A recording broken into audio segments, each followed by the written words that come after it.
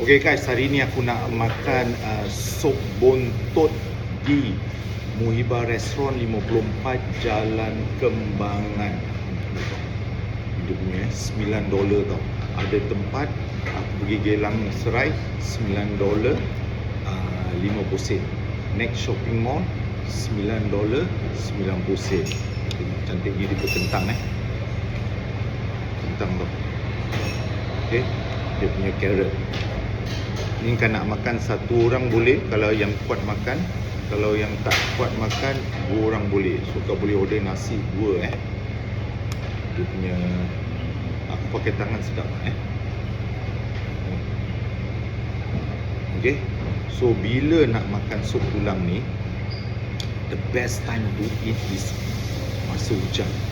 Okay, hujan, cuaca sejuk, kau makan sup tulang. Bukan sup tulang, sup buntut. Okay, sup buntut sup lidah tak ada sini tu aku dia favorite tau. Tak cukup ni kita tambah cili. Okay, tak lama puasa, korang nak makan apa korang kasih tahu. So dia punya operation hours buka saya tahu pukul berapa. Dia nak start dari lepas solat Zuhur 2.30 gitu sampai sahur. So korang boleh datang buka puasa kat sini. Bukan ni lauk je tau. Lain lauk pun ada macam biasa kan. Nanti aku ingatkan korang lah, rendang, sotong hitam.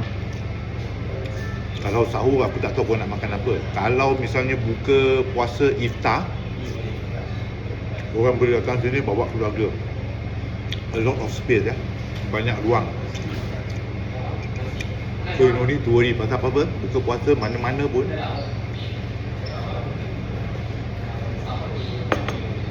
mana-mana ramai orang sup buntut.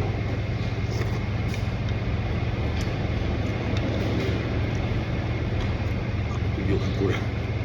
Sup buntut ni dia ada lemak-lemak dia tau. Lemak-lemak dia ini yang sedap. Kalau aku beli dulu makan kat rumah, aku makan dia punya sup buntut, anak aku makan dia punya sup dengan nasi. Rasa dia punya macam-macam rasa kan. Dia ada tak tahu 4 sekawan ke apa dia campur. Dia punya bag tu. I got bag for you .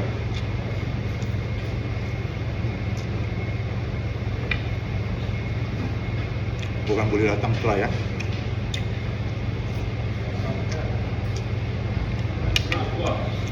quite healthy pasal apa? Dia ada dia punya carrot, ada dia punya kentang, dan ini dia punya buntut. Ni bahagian kecil tau buntut dia.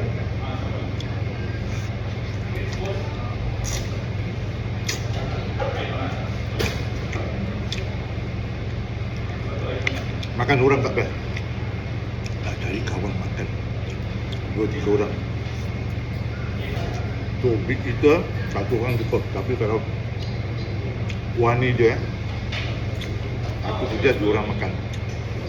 Dan korang boleh tambah lauk lain sotong hitam, rendang.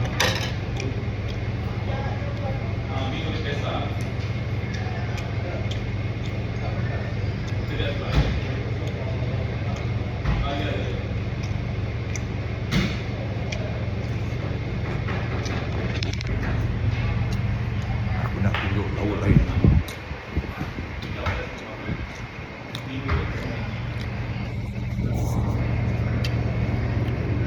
Masak rendang je. Udang, sambal, sotong masak hitam. Beef rendang dia hitam tau. Okey, daun ubi daun ubi, sambal goreng. Dia punya apa? Dan dia punya goreng. Okay guys, thank you for watching Smash the like button, comments and share. Last aku tunjuk kau sup buntut $9 Muhibah Restaurant. Bye.